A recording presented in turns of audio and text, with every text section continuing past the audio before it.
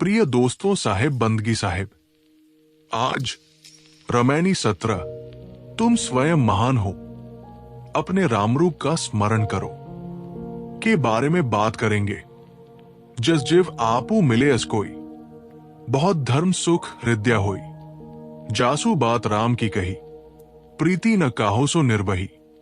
एक भाव सकल जग देखी, बाहर परे सो होए विवेकी। विषय मोह के फन छुड़ाई, तहा जाए जहां काट कसाई। अहे कसाई छुरी हाथा, कैसहू आवे काटो माथा। मानुष बड़ा बड़ा हो आया, एके पंडित सबे पढ़ाया। पढ़ो पढ़ना धरो जनी गोई, नहीं तो निश्चय जाहो बिगोई। साखी सुमिरन करहू राम का, छाड़हू दुख की आस। तर ऊपर धय चापी है, जस कोल्हू कोटि पिचास। भावार्थ, जैसा अपना जीव सिद्धांत है, यदि वैसा उसे समझने वाला कोई सत्पात्र मिले, अथवा जैसा अपना परमार्थ प्रेमी दिल है, वैसे प्रेमी जिज्ञासु मिले तो सच्चर्चा हो और हृदय में धर्मजनित बड़ा सुख हो। जिससे अविनाशी राम की बात कही जाती है, कोई उस पद के प्रेम को नहीं निभाता है। संसार के सारे लोगों को देखा जाता है कि वे अविद्या एवं मायामोह की एक ही भावधारा में डूब रहे हैं, परंतु जो इससे बाहर होता है वही विवेकी है, जो मुमुक्षु विश्व वासनाओं के बंधनों को काटकर आगे बढ़ते हैं। ये वहां पहुंच जाते हैं जहां उनके आत्मभाव का वध करने वाले भोले गुरु हैं। ऐसे भोले गुरुओं के हाथों में तो स्वरूप ज्ञान विरोधी छुरी सदैव विद्यमान रहती है, और वे मानो यही प्रतीक्षा करते रहते हैं कि कोई मेरे पास आए तो मैं उसका सिर काट लूं, अर्थात उसके विवेक को समाप्त कर दूं। संसार में बड़े बड़े कहलाने वाले मनुष्य हुए, परंतु उन्हें सभी पंडितों ने प्राय एक सी ही बातें पढ़ाई है, जो स्वरूप ज्ञान रहित स्थूलतम है। पढ़ना लिखना अच्छी बात है, आत पढ़ो लिखो, या अपने गुरु द्वारा बताए हुए मंत्रनाम आदि को भी जपो, परंतु उन्हें छिपाकर मत रखो। उनकी छानबीन एवं परख करो, अन्यथा निश्चय ही धोखे में पड़कर खो जाओगे। अविनाशी स्वरूप राम का स्मरण करो, दुखदायी मनः कल्पनाओं एवं भोगों की आशा छोड़ दो, अन्यथा जैसे कोल्हू के असंख्य फेरे में पिस जाने पर वस्तुओं की दशा होती है, वैसे संसार के घन चक्कर में पड़कर तुम्हारी दशा होगी। व्याख्या, सद्गुरु कबीर ने बीजक में आत्म तत्व के लिए जीव शब्द का प्रयोग अधिकतम किया है। वस्तुतः जीव ही तो मूल है। यदि प्रकृति भिन्न अविनाशी जीव का बोध हो जाए तो कर्मफल भोग एवं बंध मोक्ष सहज ही समझा जा सकता है, और ये समझ जाने पर धर्म की वृद्धि होना भी सहज है। जीव ही शिव है, आत्मा ही परमात्मा है, इस भाव को एकाएक मान तो प्राय सब लेते हैं, परंतु इसे समझने वाले कम है।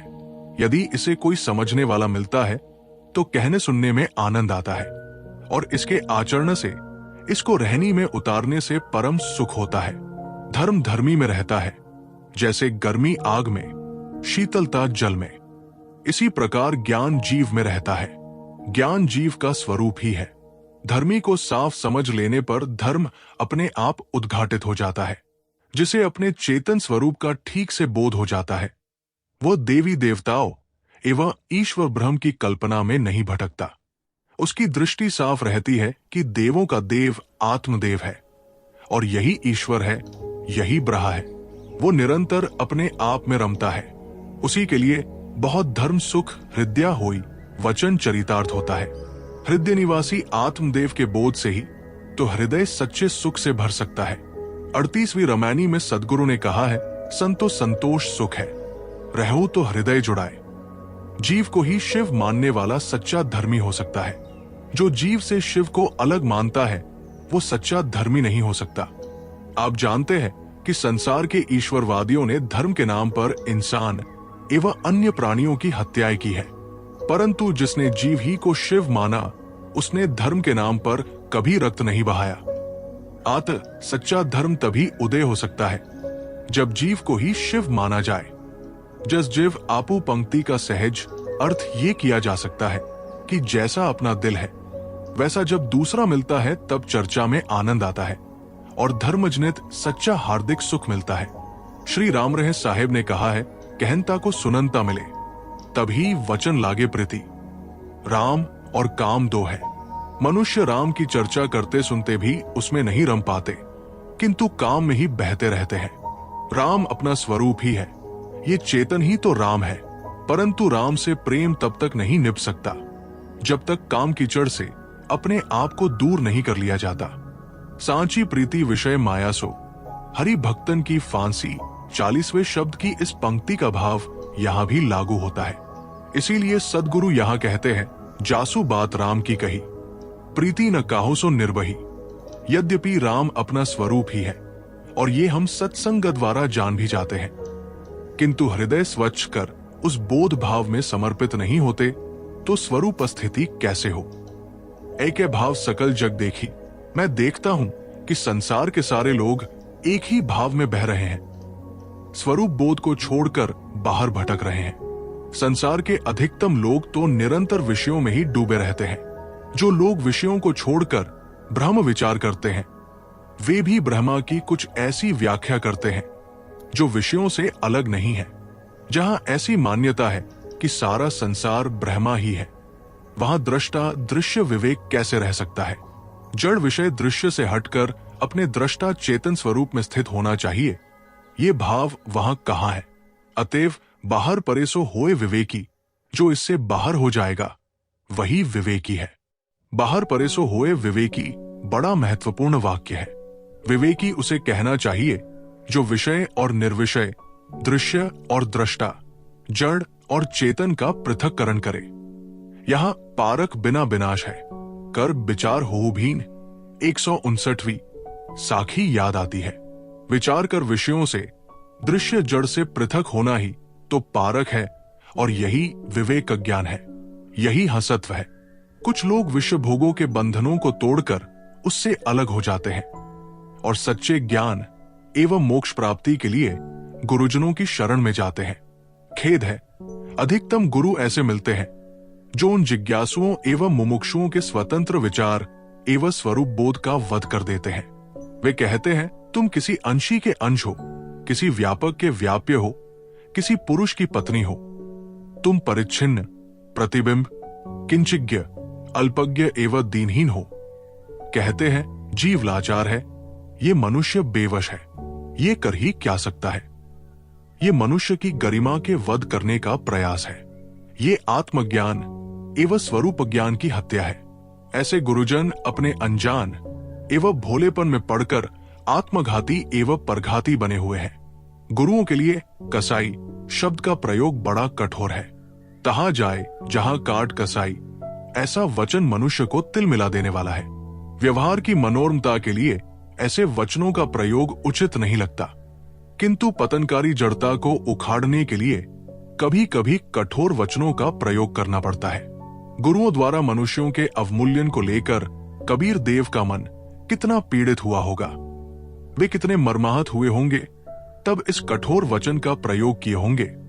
इसका सहज ही अंदाज लगाया जा सकता है। तलवार से किसी की हत्या कर दी जाए, उसका केवल शरीर मिटता है, किंतु यदि हम किसी को बारंबार ये कहते हैं कि तुम नीच हो, अछूत हो, मूल रूप से ही तुच्छ हो, तुम असमर्थ, दीनहीन, किसी देवी देवता के गुलाम तथा मूढ़ हो, तुम्हारा कोई मूल्य नहीं, तुम अपने आप अपना उद्धार कर ही नहीं सकते हो, तुम केवल कठपुतली हो, तुम्हें कोई दूसरा नचा रहा है, तुम पानी पत्थरों में सिर मारो, रो, गिड़गिड़ाओ, तब ये कृपा कर देगा तो तुम्हारा कल्याण हो जाएगा, तो हम उसकी वैचारिक हत्या करते हैं।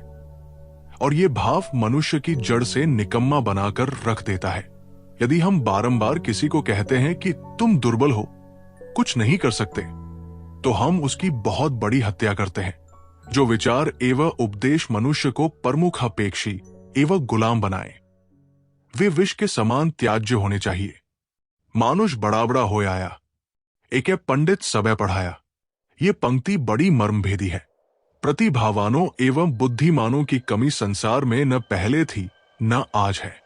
दुनिया में बड़े बड़े मनुष्य हुए हैं, परंतु सभी मत के पुरोहित पंडितों ने उन सबको प्रायः एक ही बात का पाठ पढ़ाया, तुम तुच्छ हो और तुम्हारा उद्धार किसी दूसरे देवी देवता के हाथों में है।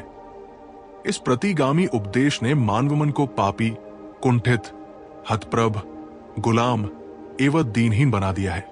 जो उपदेश मनुष्य को अपने कदमों पर खड़ा होने की प्रेरणा न देकर उल्टे प्रमुखापेक्षी बनावे, वो मानव समाज के लिए घातक है।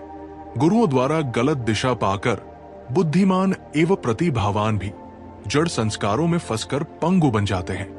पढ़ना पढ़ो धरो जनी गोई, नहीं तो निश्चय जाहो बिगोई। सदगुरु कहते हैं कि गुरुजनों, विद्वानों, पंडितों सब में श्रद्धा रखो, सबकी विद्याओं एवं उपदेशों का आदर से श्रवण करो और पढ़ो, परंतु उनकी छानबीन करो। सभी गुरुजनों की वाणियों को परख की कसौटी से कसो, उनमें जो सार एवं सत्य हो वही ग्रहण करो, शेष को छोड़ दो। यदि ऐसा नहीं करते हो, केवल परंपरा एवं श्रद्धा के जोश में आंखें मूंदकर सब कुछ मानते जाते हो, तो निश्चय ही खो जाओगे, नहीं तो निश्चय जाहो बिगोई। स्वयं परक दृष्टि के अभाव में धर्म के नाम पर फैले शास्त्रों के वाणी जाल में मनुष्य अपनी गरिमा खो देता है। हे साधक, अपने चेतन स्वरूप का स्मरण करो, वही राम है। राम तुमसे अलग नहीं है जिसके सामने तुम्हें रोना पड़े। तुम स्वयं राम हो। हृदय बसे तही राम न जाना, ये कबीर देव का अमर संदेश है। वे कहते हैं, स्वस्वरूप राम का स्मरण करो और दुखदायी भोगों एवं परावलंबता की आशा छोड़ दो। गुरु की वाणी सुनने के लिए चैनल को जरूर सब्सक्राइब करें।